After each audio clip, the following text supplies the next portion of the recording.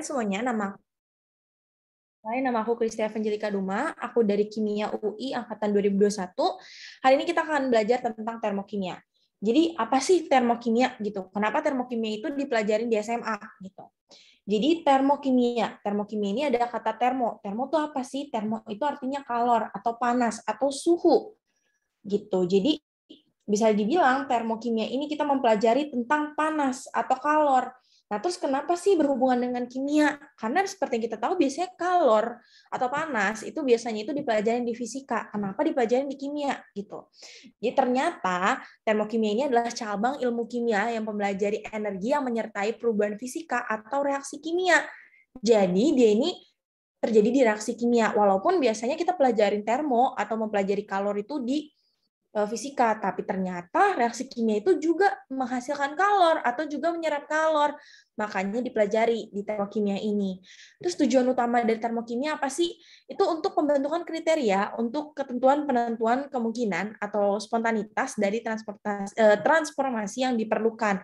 Jadi misalnya nih, ada terjadi perubahan dari H2O dari bentuknya liquid berubah jadi gas, gitu kan.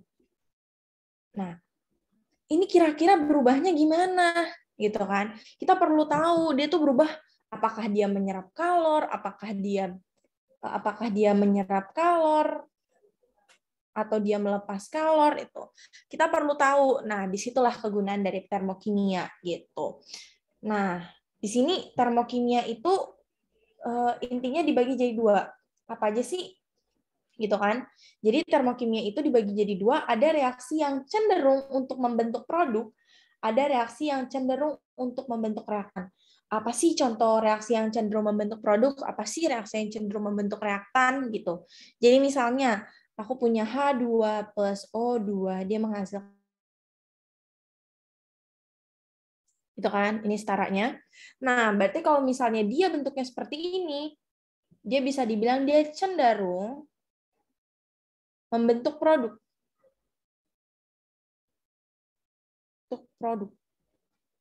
Ini produknya. Tapi kalau misalnya terurai menjadi H2O itu H2 plus setengah O2, maka ini adalah salah satu reaksi yang cenderung membentuk reaktan. Terus pasti ada yang nanya, kok dia disebut cenderung membentuk reaktan, padahal kan dia bentuknya ada di kiri. Kenapa dia bisa dibilang cenderung membentuk reaktan ya? Gitu kan. Karena H2 plus setengah O2 ini adalah reaktan atau reaksi pembentuk H2O. Jadi mereka inilah yang membentuk H2O gitu. Makanya mereka disebut sebagai reaktan walaupun posisinya itu di kanan. Namun secara harfiah dia adalah produk. Oke? Secara harfiah mereka ini adalah produk. Namun mereka ini reaktan. Namun aslinya mereka ini adalah reaktan. Gitu. Sampai di sini ada yang mau ditanya?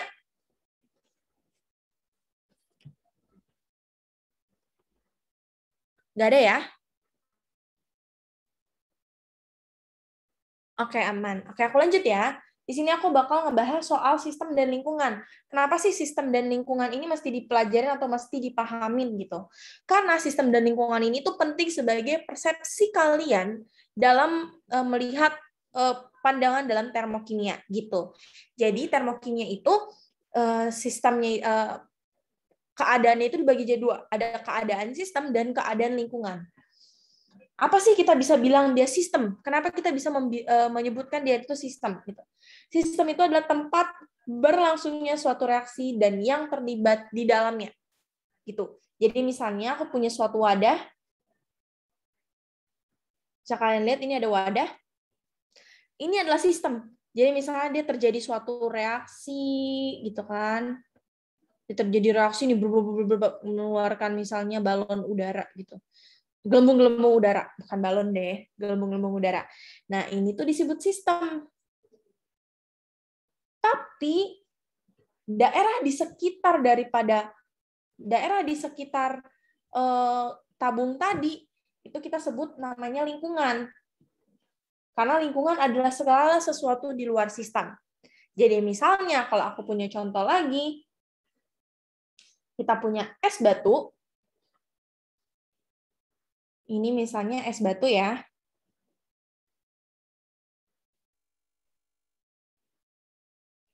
Nah, terus ini aku taruh di sebuah piring. Ini misalnya, menurut kalian yang mana sistem, yang mana lingkungan? Kalau misalnya aku bilang ini es batu, ada di atas piring, yang mana sistem, yang mana lingkungan?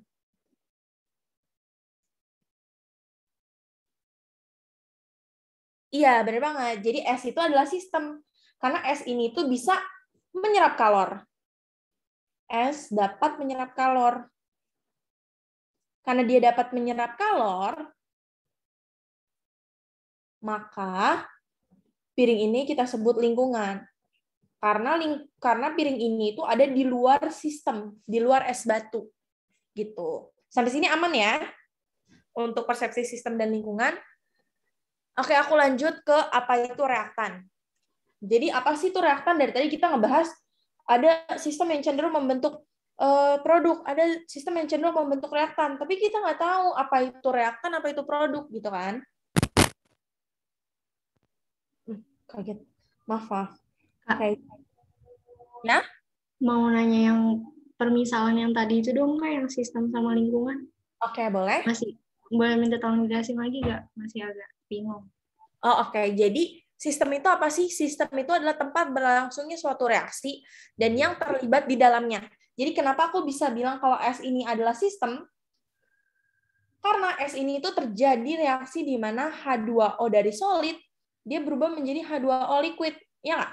Kalau misalnya kalian taruh es di dalam suhu ruangan, misalnya kita taruh dalam kondisi RTP, kalau misalnya kita taruh di dalam keadaan RTP, dia akan berubah dari H2O solid, dia akan berubah menjadi liquid. Nah, proses perubahan ini itu adalah reaksi kimia. Oke? Nah, karena dia terjadi penyerapan kalor, maka es batu ini kita sebut sistem. Karena dia terjadi suatu reaksi perubahan antara H2O solid menjadi H2O liquid. Gitu. Gimana?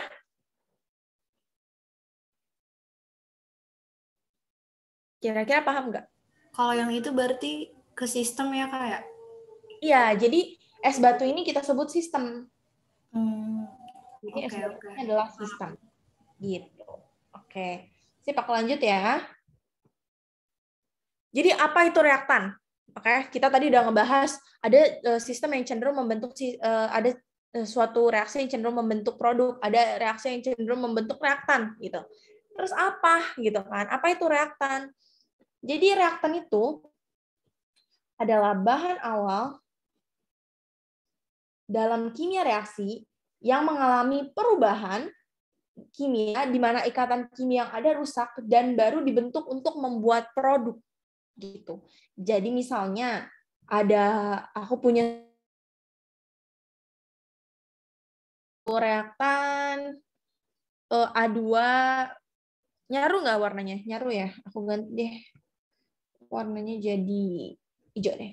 Jadi kalau misalnya aku punya reaktan A2 plus B2, dia kan mengalami ikatan, misalnya dia senyawa diatomik, 2 begini. Dan dia ikatan tunggal, misalnya ya. Jadi kemungkinan besar A sama B ini itu golongan 7. Oke? Mereka saling berikatan nih. Lalu misalnya mereka direaksikan A2 plus B2, lalu terbentuk 2AB, kan ikatannya rusak ya. Dari yang tadinya begini, ikatannya ini diputus sehingga terbentuk ikatan baru. Makanya disebut reaktan. Karena reaktan ini adalah dia yang mengalami perubahan gitu. Jadi dia mengalami perubahan seperti ini. Misalnya lagi contohnya kalau kita mereaksikan ikatan ion. Misalnya NaCl sama apa? KOH lah. KOH. Ini kan ikatan ion. Gitu kan? Ditukar jadi jadi KCl plus NaOH. Gitu kan, reaksi substitusi. Saling bertukar satu sama lain gitu. Ini juga sama, dari dia Na+, terus Cl- itu kan mereka berdekatan ya. Karena elektronegatifan. OH-. Mereka dekat. Terus yang tadinya mereka berikatan secara ikatan ion, terpecah. Saling menempel ke yang sama satu sama lain yang berbeda. Gini. Jadi dia jadinya Na+ sama OH-, terus dia jadi K+ sama Cl-. Nah, ini yang disebut reaktan, ini yang disebut dengan produk. Gitu. Sampai sini paham? Aku lanjut ya. Lalu sekarang, apa itu produk? Gitu kan. Jadi produk ini adalah sebuah spesies yang terbentuk dari reaksi kimia. Jadi tadi kalau misalnya kita lihat D itu adalah pemutusan ikatan gitu kan, dia adalah bahan bakar gitu dari untuk pembentukan reaksi kimia. Nah, kalau ini itu adalah spesies yang terbentuk dari reaksi kimia. Jadi selama reaksi kimia ini reaktan akan diubah sedemikian rupa sehingga dia akan dibentuk menjadi produk. Dan setelah melewati keadaan transaksi berenergi tinggi, proses ini mengakibatkan konsumsi reaktan. Jadi yang seperti yang aku bilang tadi, di reaksi yang sebelumnya aku jelasin di reaktan, kalau misalnya kita tadi ketemu A2 plus B2, dia akan terkonsumsi habis. Kalau misalnya dia tidak dalam keadaan setimbang ya, nanti kalau misalnya kita masuk ke materi berikutnya, yaitu kesetimbangan, akan dijelasin lebih lanjut lagi. Kalau misalnya kesetimbangan, karena sekarang kita lagi ngebicarain reaktan dan produk, sehingga membentuk produk 2AB. Dia akan A2 sama B2 ini akan habis, sehingga yang tersisa hanyalah 2AB. Nah, ini yang mengakibatkan terjadinya konsumsi dari reaktan untuk pembentukan produk. Gitu. Gimana? Paham nggak kira-kira untuk konsep reaktan sama produk ini? Paham ya? Oke, aku lanjut. Sekarang kita ngebahas sistem udah, habis itu sistem lingkungan udah, reaktan produk udah. Sekarang kita ketemu sama jenis super yang sering banget kita akan temuin di termokimia, yaitu entalpi. Apa sih entalpi gitu kan? Apa sih entalpi? Jadi entalpi itu adalah kalor yang dikandung oleh materi atau benda. Tapi sayangnya entalpi itu tidak dapat dihitung, namun perubahannya dapat diukur. Makanya kalau kalian ngelihat di suatu reaksi gitu, misalnya kalian ketemu H2O gas menjadi H2O liquid, oke, dia akan terjadi penyerapan pelepasan kalor ya. Jadi dia itu bakal ditulisnya delta H, bukan H doang, karena yang bisa dihitung hanyalah perubahannya. Gitu. Sip. Sekarang aku lanjut ke apa itu energi. Mungkin banyak juga kan yang bingung. Emang kalau misalnya kita udah ngebahas soal termokimia, itu kan pasti udah nggak jauh-jauh dari energi nggak sih gitu. Oke, jadi apa sih itu energi gitu kan? Ini adalah kemampuan untuk melakukan usaha atau menghasilkan suatu usaha. Nah, energi ini tidak bisa diciptakan atau dimusnahkan dan hanya bisa diubah dari bentuk satu ke bentuk yang lain. Sebagai contoh, kalau kalian punya energi listrik, seringkali diubah menjadi energi cahaya melalui lampu. Atau kalian punya energi listrik, kalian ubah menjadi energi panas dari setrikaan. Kalian punya energi listrik, kalian ubah ke kalian punya energi listrik, kalian ubah lagi misalnya ke energi kimia untuk mengecas baterai handphone kalian. Kalian punya misalnya energi cahaya, terus kalian mau ubah ke energi listrik, bisa banget. Sekarang udah ada yang namanya panel surya. Atau kalian mau punya energi apa lagi misalnya energi kinetik, misalnya dari PLTA, pembangkit listrik tenaga air. Mereka kan memanfaatkan arus listrik ya, karena arus listrik itu kan berjalan sangat cepat sehingga terjadi namanya energi kinetik. Nah, karena energi kinetik tersebut diubah menjadi misalnya energi listrik, makanya disebut pembangkit listrik tenaga air.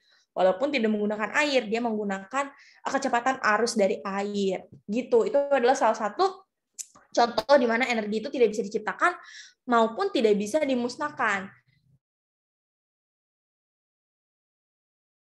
Energi potensial atau energi yang berpotensi di dalam molekul. Jadi kalau kalian punya molekul, misalnya aku gambar suatu molekul ya, ini misalnya molekul. Nah, molekul ini itu memiliki suatu EP, jadi dia berpotensi. Maaf Kak, boleh tolong diulang nggak yang di bagian entalpi? Masih kurang paham. Oke, aku selesaiin dulu ya energi.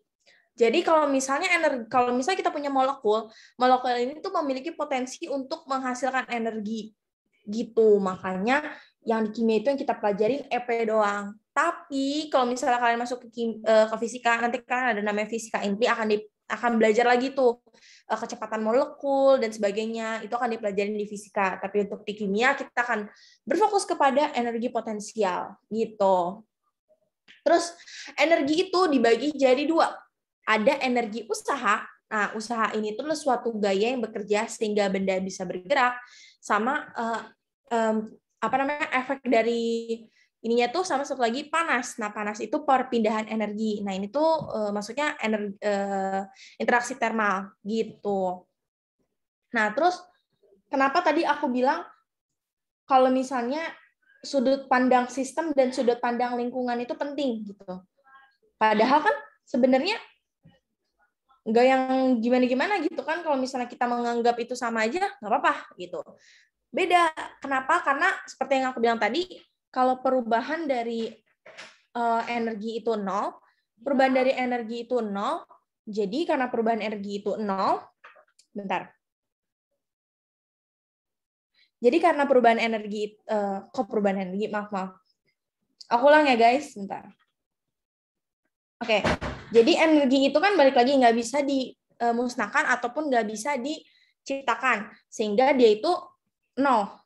Sehingga S sistem tambah L lingkungan itu nol. Makanya S sistem sama dengan minus L lingkungan. Sehingga sudut pandang dari sistem selalu berkebalikan dengan lingkungan. Sebagai contoh, kalau misalnya aku bilang tadi, es itu kan menyerap kalor ya. Berarti di dalam es itu sedang terjadi panas gitu kan. Panas banget itu di dalam es. Tapi yang kita rasakan di luar apa? Misalnya ini aku lagi ngeliatin es. Senyum ya. Kok aku ngerasanya dingin bukan panas? Karena semua yang berada di sistem itu berkebalikan dengan lingkungan. Jadi kalau misalnya di sistem itu nilainya plus, berarti di lingkungan nilainya minus. Kalau di sistem bernilai minus, maka yang di lingkungan bernilai plus. Gitu. Sampai di sini ada yang mau ditanya? Nggak ada ya? Kalau gitu aku jelasin ulang soal entalpi.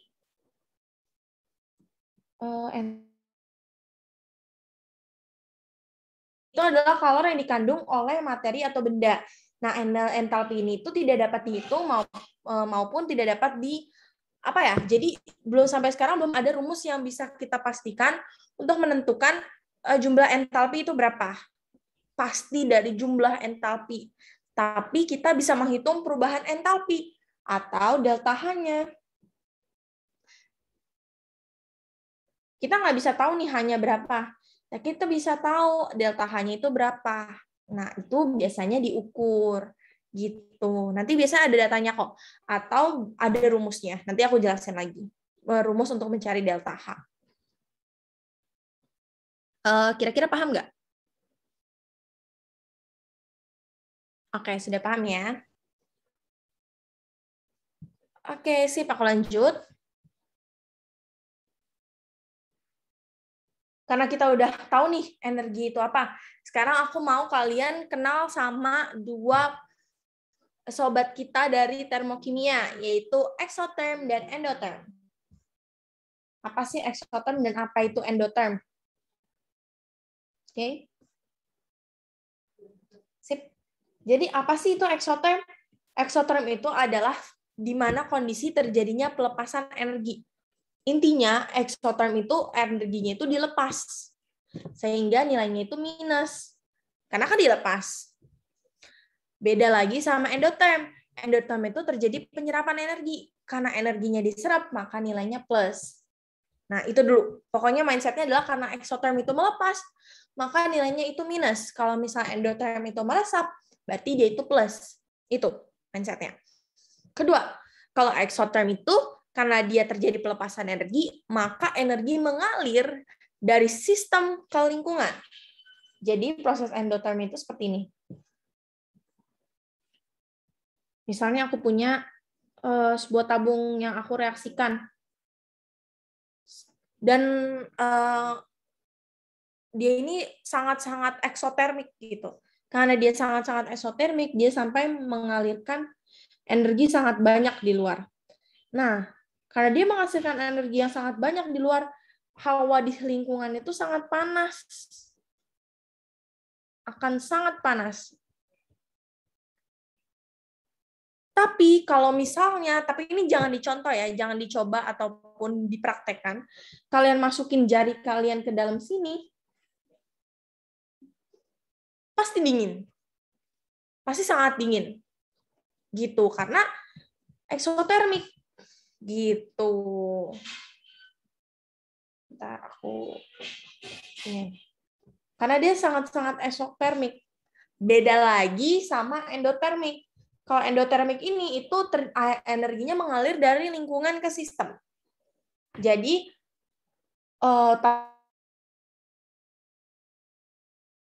itu energinya diambil sama dia, ditarik.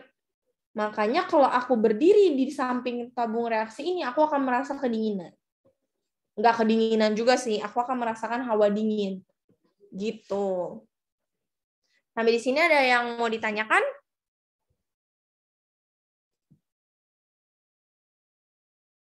Nggak ada, Kak. Lanjut. Oke, aku lanjut ya. Sip. Kita udah tahu tadi apa itu exotherm, apa itu endotherm. Berarti kita udah kenal dong sama termokimia. Kita udah tahu juga entalpi. Entalpi itu apa? Entalpi itu adalah kalor yang dihasilkan gitu. Terus kita tadi juga udah tahu reaktan sama produk itu apa. Tapi kalau misalnya udah ngomongin itu semua, kayaknya nggak lengkap kalau kita nggak ngomongin katalis gitu. Jadi katalis ini akan lebih banyak dibahas di laju reaksi, cuma termokimia juga akan sedikit-sedikit kepake. Katalis itu apa?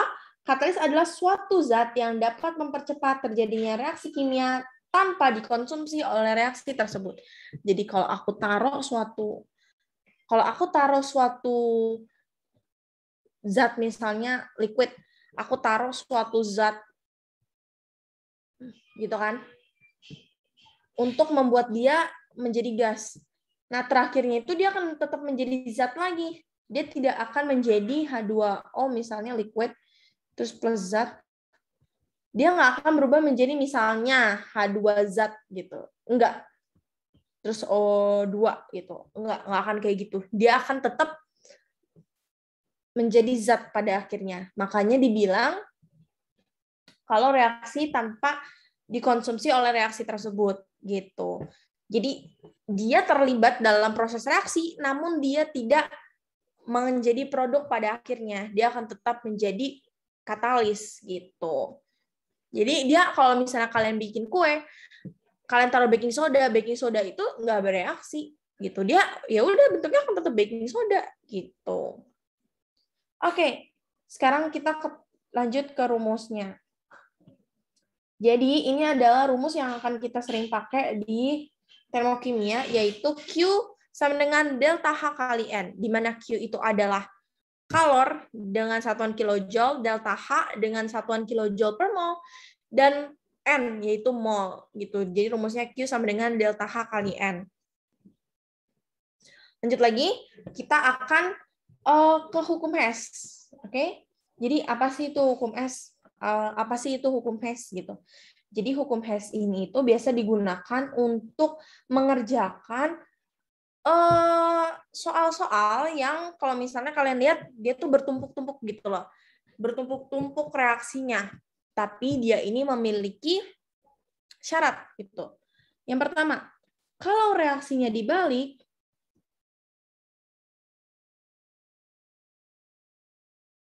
pun berubah.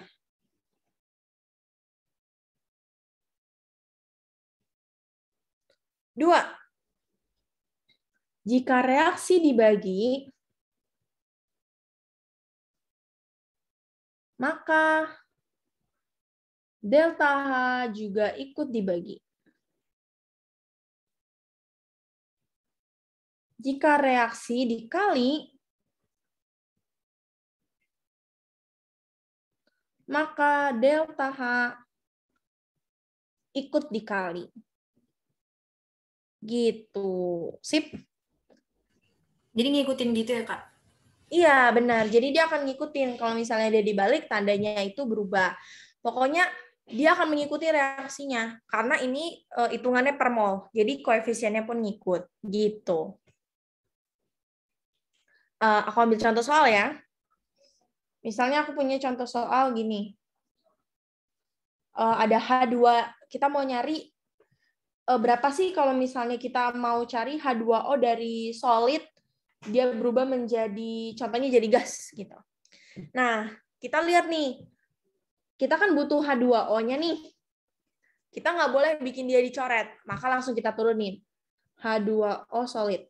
Oke? Dan kita butuh misalnya dalam fase gas. Oke? Jadi fase gas ini harus ada. Gitu. Sekarang, gimana caranya kita buat yang lain itu kecoret? Nah, bisa dilihat ini udah langsung bisa kecoret ya. Di sini H2O-nya langsung ketemu sama ini. Ini juga langsung ketemu ini. Sehingga langsung kita ketemu reaksi yang ada di bawah. Nah, delta H-nya ditambah. Jadi, delta H-nya 6 tambah 2, 42 tambah 2, 68. Jawabannya adalah, sebentar, aku ambil kalkulator ya. 6 tambah 2, 42 tambah 2, 68. Jadi jawabannya delta H-nya adalah plus 516.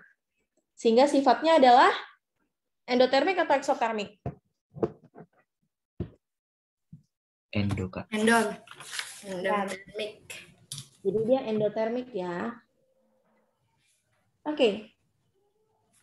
Aku lanjut ke berikutnya, yaitu energi ikatan. Nah, energi ikatan ini adalah energi yang diperlukan untuk suatu senyawa berikatan. Nah, ada syarat-syaratnya nih kalian bisa ngikutin atau bisa ngerjain suatu energi ikatan. Satu, energi ikatan tersebut tuh menyertakan data dalam bentuk ikatan. Jadi nggak bisa tuh kalau misalnya datanya bukan dalam bentuk ikatan. Kalian bisa curiga kalau itu ternyata bukan soal energi ikatan gitu. Terus yang kedua, dia itu harus setara. Jadi kalau dari datanya itu nggak setara, kalian setarakan dulu. Yang ketiga, kalian harus tahu struktur cari. Jadi misalnya aku punya suatu apa ya? CH3COH deh. Itu struktur Lewisnya gimana? CH3 dia berikatan dengan C ya. Baru dia ada O di sini, baru OH. Nah, kalian harus tahu nih bentuknya CH3COOH itu begini.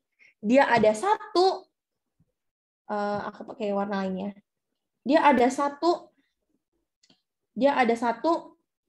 ikatan rangkap dengan O, habis itu satu ikatan dengan C, C antar C, terus juga ada 3 ikatan. Ini kan 3 ikatan ya, sebentar.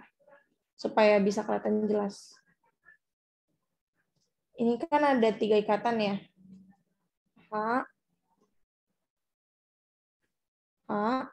H, gini. Nah, di sini kalian langsung tulis dia ada 3 ikatan antar C, baru dia ada 1 ikatan dengan OH. Bukan, dia dengan O dulu, baru ada ikatan O dengan H, gitu. Jadi bentuknya itu gini, C, O, begini bentuknya itu. Bukan COH, tapi COH. Gitu. Jadi C-nya rangkap 1 yang di sini. Kalau yang ini kan rangkap 2, yang ini rangkap 1. Gitu. Kira-kira paham nggak? Jadi kalau sebisa mungkin kalian dari sekarang udah bisa belajar struktur Lewis, karena struktur Lewis ini juga bakal bermanfaat banget di kimia organik, di kimor, kayak aldehid, keton, asam karboksilat.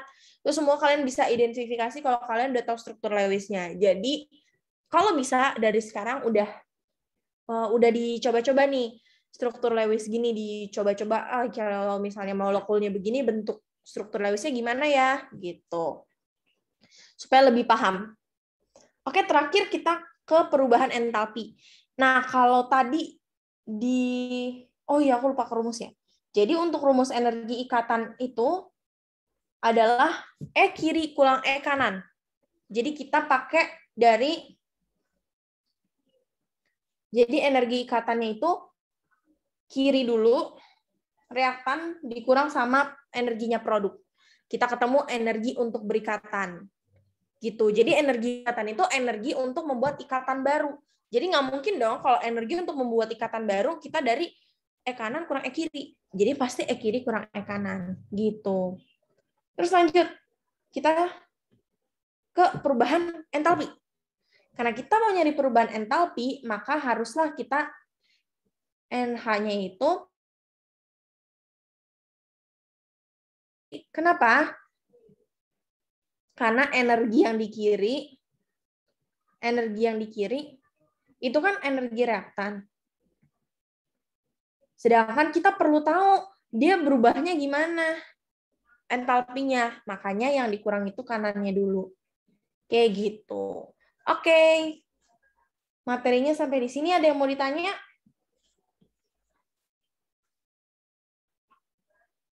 Kira-kira sampai di sini ada yang mau ditanya?